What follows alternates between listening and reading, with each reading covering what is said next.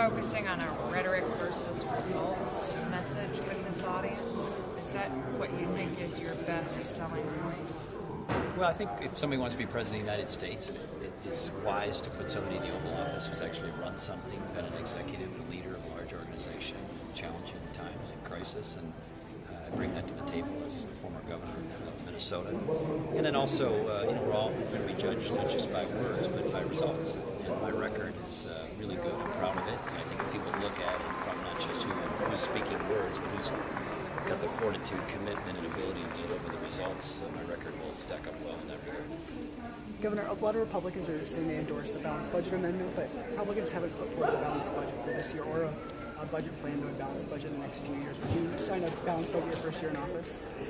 Well, let's first not just focus on Republicans. Barack Obama's never balanced a budget in his life, and Republicans shouldn't be lectured by somebody who's never balanced a budget in his entire career as a senator, president, or any other walk of public life. So let's start with that. Would you veto a budget that was a balanced budget? We have to move towards a balanced budget, and I think constitutional amendment to balance the budget will take some time because you have a process that you have to go through to amend the U.S. Constitution to get that done. So that's the intermediate and long-term goal, and in the near term, you've got to be more aggressive about cutting spending. We would work hard to get the budget balanced, but I don't think it's realistic to say you're going to do it in 1 year. This organization's been critical of the Ryan budget. You signed a pledge. What's your take on the Ryan budget? There's been a lot of debate on that. The Ryan budget, I think, first of all, Congressman Ryan should be applauded for his courage and his fortitude in putting a plan forward. At least he's trying to lead. President Obama's been absent on the issues of Social Security. President Obama's been absent on the issue of reforming Medicare. For the most part, has been absent on the issue of Medicaid and many others. And so you have a president of the United States and leader of the country who doesn't have the courage to step forward and lead on one of the most pressing issues of our time, which is our abysmal state of our nation's finances. So Congressman Ryan's plan is something that I think is directionally and courageously, but we're going to have our own plan and have some differences. For example, he didn't address Social Security. We will. Our Medicare plan will be different than his, but at least he's got the courage to try something, which is better than President Obama, who was hiding on these issues. Newt Gingrich has mentioned in his speeches about a path to citizenship as part of immigration reform. Do you have any thoughts about that? I don't support amnesty for folks who come here illegally, and there's a lot of context around immigration issues. But as governor, I was one of the few governors in the country that sent National Guard troops to the Arizona border to help enforce the border as part of Operation Jumpstart. I signed executive orders to require companies doing business with the state and their subcontractors to use E-Verify. We put visa expiration dates on driver's license so that if people overstay their welcome, even if they come here initially legally, that information would be indicated or noted on their driver's license and others. But I don't support amnesty for folks who are here illegally. Does it complicate the race for you at all if Michelle Bachmann gets in, having two candidates for Minnesota?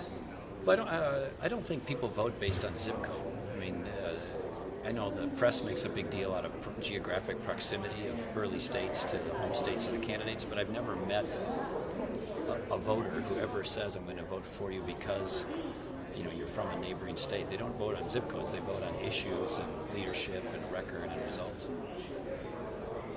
So I think it's largely immaterial whether we're from two states or not. Two people from the same state. You got sort of shellacked after the debate, given your performance. How do you move forward after that?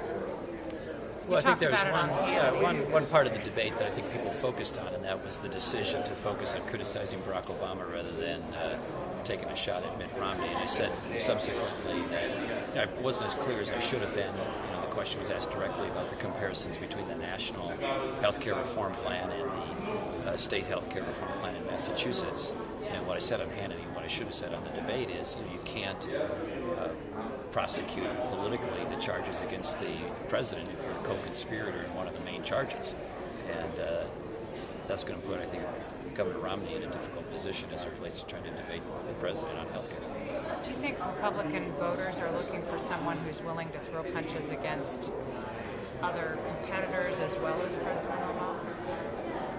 Well, I think Republicans are going to have some issue differences, and so I think it's appropriate, particularly in the context of debating issues, to highlight those differences.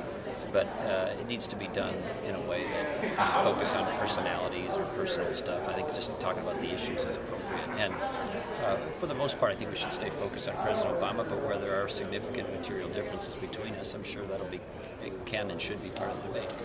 Any comment on Romney not signing the pro-life pledge recently?